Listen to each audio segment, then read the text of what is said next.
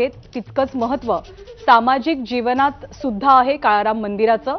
आत्ताची ताजी माहिती अशी मिळते की काळाराम मंदिरामध्ये पंतप्रधान नरेंद्र मोदी दाखल झालेत। काळाराम मंदिरात सुरक्षा व्यवस्था अगदी कडक आहे। माध्यम प्रतिनिधींना सकाळी सुद्धा या मंदिरामध्ये प्रवेश नव्हता, त्यामुळे कदाचित थोडी विलंबाने ही दृश्य आपल्यापर्यंत पोहोचू शकतात। इथे रामरक्षेचं पठण केलं जाणार आहे। एक छोटी पूजा मोदींच्या हस्ते केली जाईल। साधारणतः 23 मिनिटं पंतप्रधान नरेंद्र मोदी काळाराम मंदिरात असतील अशी माहिती मिळते। आणि काळाराम मंदिरात रामाचे आशीर्वाद घेतल्यावरती दर्शन घेतल्यानंतर पंतप्रधान नरेंद्र मोदी युवा महोत्सवाचं राष्ट्रीय युवा महोत्सवाचं उद्घाटन करणार आहेत। आणि ते देशवासियांसोबत इथे जमलेल्या आणि देशभरातल्या युवकांना नेमका संदेश काय देतात याची उत्सुकता असेल। निवडणुकांचा काळ अगदी जवळ आलेला आहे आणि आपल्या देशात तरुणाईची संख्या खूप मोठी आहे। निवडणुकीच्या काळामध्ये मतपेट्यांच्या बाबतीत हीच तरुणाई गेम चेंजर ठरू शकते। पुढचं भविष्य हे तरुणाईच्या हातात आहे। आपला देश तरुणाईचा देश आहे असं पंतप्रधान नरेंद्र मोदी सातत्यानं म्हणत असतात। त्याच पार्श्वभूमीवर आजच्या युवा महोत्सवाच्या निमित्तानं ते देशातल्या तरुणाईला कोणता संदेश देतात याची उत्सुकता असेल। आपले प्रतिनिधी मुकुल कुलकर्णी सध्या आपल्या सोबत आहेत। मुकुल, काळाराम मंदिरामध्ये पंतप्रधान पोहोचल्याचं कळतंय, या मंदिरातला कार्यक्रम कसा असेल? बरोबर आहे। रामकुंडाचं जलपूजन, रामकुंडामध्ये जलपूजन केल्यानंतर मोदी आता राम मंदिरामध्ये पोहोचलेले होते। त्यांच्या हस्ते राम मंदिरामध्ये पूजा करण्यात आलेली आहे। या राममूर्तींचं महत्व असं आहे की रामकुंड परिसरामध्ये ह्या वालुकामय मूर्ती ह्या आढळून आलेल्या होत्या। नागपंचीयांचं हे स्थान म्हणून ओळखलं जात होतं आणि तिथनं ह्या मूर्ती श्री काळाराम मंदिरामध्ये आणण्यात आल्या। ज्यावेळेस दंडकारण्य होतं, वनवास काळामध्ये राम यांचं इथे या ठिकाणी वास्तव्य होतं, म्हणूनच इथे रामाचं मंदिर हे उभारण्यात आलं अशी आख्यायिका आहे। पेशवेकालीन हे मंदिर आहे। पेशव्यांचे सरदार ओढेकर यांच्या हस्ते या मंदिराचा जीर्णोद्धार देखील करण्यात आलेला आहे आणि असं ऐतिहासिक पौराणिक महत्व या मंदिराला आहे। आता या मंदिरामध्ये जी रोजची नित्यनियमाप्रमाणे जी पूजा असते त्या पूजेचाच एक भाग म्हणून मोदींच्या हस्ते आता इथे संकल्प देखील सोडला जात आहे।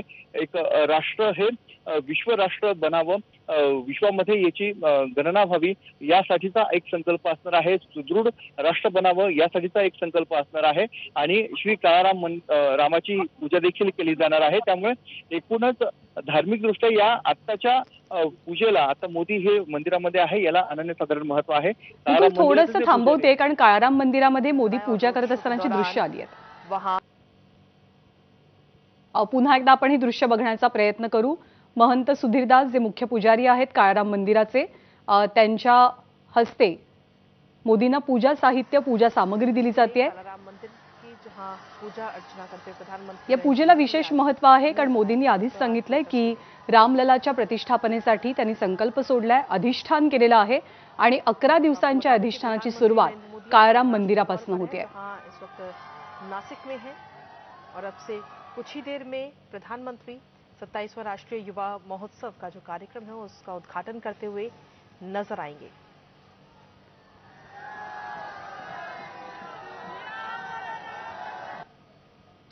वनवासात असताना रामाचं काही काळ वास्तव्य याच परिसरामध्ये होतं, पंचवटी परिसरामध्ये होतं आणि काळाराम मंदिराला जितकं ऐतिहासिक महत्व तितकंच सामाजिक महत्व सुद्धा, कारण याच मंदिरातल्या प्रवेशासाठी बाबासाहेब आंबेडकरांनी खूप मोठा लढा सुद्धा दिलेला होता। पौराणिक महत्व प्रचंड आहे। दक्षिण काशी म्हणून नाशिकची ओळख आहे। सगळ्यात आधी पूजा करण्यात आली, जलपूजन संपन्न झालं आणि मग काळाराम मंदिरामध्ये येऊन मोदींनी दर्शन घेतलंय, एक छोटी पूजाही केली आहे। पुन्हा एकदा आपण मुकुल कुलकर्णी यांच्याकडे जातोय। मुकुल, विवेकानंद की जयंती है, त्यानंतर आपण बघतोय की जे काळाराम मंदिराचे पुजारी आहेत महंत सुधीरदास यांच्या हस्ते ही पूजा केली जात आहे आणि थोड्याच वेळामध्ये पंतप्रधानांचं इथून पुढच्या दिशेने प्रस्थान होणार आहे। मात्र अयोध्येतील राम मंदिर सोहळा हा रंगण्याच्या आधी मोदी नाशिकमध्ये येत आहेत, काळारामाचं दर्शन घेत आहेत। हे एक वेगळं संकेत देणारी ही गोष्ट आहे कारण नाशिकमध्ये जगभरातून जे जे भाविक येतात ते सर्व भाविक काळारामाचं दर्शन घेतल्याशिवाय इथून जात नाहीत। त्यामुळे एकीकडे राजा राम आहे म्हणजे अयोध्येतील राजा म्हणून रामाला ओळखलं जातं आणि इथला जो राम आहे हा दंडकारण्यातला वनवास काळातला राम आहे। ही एक जी सांगड आहे ही सांगड कुठेतरी घालण्याचा प्रयत्न केला जात आहे। नाशिकची गोदावरी गोदावरी तटे श्री काळाराम आणि शरयू तटे अयोध्याराम असं जे म्हटलं जातं, तर हे दृश्य आज आपल्याला इथे बघायला मिळते. त्यामुळे इथलं दर्शन घेतल्यानंतर अधिक ऊर्जा आणि उत्साह घेऊन पंतप्रधान मोदी हे अयोध्येतील लोकार्पण सोहळ्यासाठी जाणार आहेत. नाशिकचे अनेक साधू महंत असे आहेत की जे आज देखील या मोदींच्या उपस्थितीमध्ये श्रीरामाची पूजा करत आहेत, पूजा अर्चना करत आहेत आणि अयोध्येतील श्रीरामाचे ज्यावेळेस लोकार्पण होणार आहे, प्राणप्रतिष्ठा होणार आहे, त्यावेळेस ते तिथे देखील उपस्थित राहणार आहेत. त्यामुळे आपण बघतोय की आजूबाजूचा जो परिसर आहे हा संपूर्ण परिसर आकर्षक फुलांनी सजवण्यात आलेला आहे. इथला संपूर्ण कायापालट करण्यात आलेला आहे. राज्य सरकारने 2च दिवसापूर्वी राम मंदिराचा जीर्णोद्धारासाठी 1,82,00,000 रुपयांचा निधी देखील हा दिलेला आहे. त्यामुळे सर्वार्थाने आजचा हा दौरा नाशिककरांसाठी अत्यंत महत्वाचा आहे. आता यामध्ये कुठले कुठले विषय हे समाविष्ट होता. आजच्या देवदर्शनानंतर, गोदावरी जलपूजनानंतर मोदी नाशिकच्या संदर्भात काय नवीन घोषणा करतात हे बघणं महत्वाचं आहे. कारण केंद्र सरकार, नाशिक महानगरपालिका असो किंवा राज्य सरकार या तीनही पातळीवर 2 वर्षांनी येणाऱ्या कुंभमेळ्याच्या दृष्टीने तयारी सुरू झालेली आहे. कृती आराखडा तयार करण्याचं काम देखील सुरू झालेलं आहे. त्यामुळे नाशिक आणि त्र्यंबकेश्वर असा कॉरिडॉर करावा अशी जी मागणी वारंवार नाशिककरांकडनं होते, इथल्या लोकप्रतिनिधींकडनं होते, तर त्याला फारसा काही प्रतिसाद मोदींकडनं दिला जातो का हे बघणं अत्यंत महत्वाचं आहे. याआधी मोदी नाशिकमध्ये कधी आले होते तर या निवडणुकांच्या काळामध्ये ते आलेले होते, निवडणुकीच्या प्रचारादरम्यान ते आलेले होते आणि आता पुन्हा एकदा लोकसभा निवडणुकीच्या प्रचाराच्या आधी पंतप्रधानांचं नाशिकमध्ये आगमन झालेलं आहे. युवा महोत्सव हा नाशिकमध्ये ठेवण्यात आला कारण नाशिक हे विकसनशील म्हणून शहर ओळखलं जातं. नाशिक विकसित होत आहे. त्याचबरोबर नाशिकमध्ये धार्मिक पर्यटन देखील मोठ्या प्रमाणामध्ये आहे. पर्यटन क्षेत्र इथे आहे.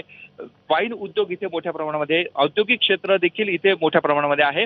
मुंबई, पुणे, ठाणे नंतर जर कुठला शहराचा जर विकासाच्या दृष्टीने उल्लेख केला जात असेल तर तो नाशिकचा उल्लेख आहे. त्यामुळे देशभरामध्ये नाशिक हे अत्यंत महत्वाचं स्थान म्हणून बघितलं जातं आणि आजच्या मोदींच्या दौऱ्यामुळे या स्थानाला अधिकाधिक बळकटी मिळेल आणि म्हणूनच सर्वार्थाने धार्मिकदृष्ट्या देखील, कारण आपण बघतोय की गेल्या काही दिवसापासून नाशिकसह राज्यभरामध्ये, देशभरामध्ये विविध धार्मिक कार्यक्रमांचं पेव फुटलेलं आहे. अनेक ठिकाणी सप्ताह म्हणा किंवा इथे धार्मिक कार्यक्रम होत आहेत. त्यामुळे एकीकडे भाजपची जी विंग आहे ती धार्मिकतेने देखील आपल्याला बघायला मिळते आणि दुसरीकडे जे विकास कामं केलेले आहेत, वारंवार केंद्र सरकारचे मंत्री असतील, राज्य सरकारचे मंत्री असतील, त्यांच्या माध्यमातून मोदी सरकारच्या माध्यमातून काय विकास केला जातो या संदर्भातली माहिती ही दिली जात आहे. त्यामुळे एकीकडे सुशिक्षित बेरोजगार असतील, त्यांना आपल्याकडे करण्यासाठी, त्यांना वेगवेगळे रोजगाराच्या संधी उपलब्ध करून देण्यासाठी कुठल्या कुठल्या योजना शासनाकडून अवलंबल्या जातात ते देखील दाखवलं जात आहे. आणि एका बाजूला धार्मिक दृष्टीने जो मतदार आहे तो मतदाराला आपल्या बाजूने आकर्षित करण्यासाठी, त्याला आपल्या बाजूने बांधण्यासाठी देखील भाजपचा हा प्रयत्न आहे. आणि आजचा जो दौरा बघितला, जो रोड शो झाला, त्या रोड शोला असंख्य गर्दी होती. हजारोच्या संख्येने नाशिककर बाहेर आलेले होते. ती गर्दी पाहता नरेंद्र मोदींची क्रेज ही सलग 3ऱ्या पंचवार्षिक निवडणुकीच्या आधी देखील कायम असल्याचंच यामधनं अधोरेखित होत आहे. त्यामुळे याचा राजकीय दृष्ट्या किती फायदा भाजपला होतो हे बघणं अत्यंत महत्वाचं आहे. मुकुल, निवडणुका जवळ आला की धार्मिक, राजकीय, सामाजिक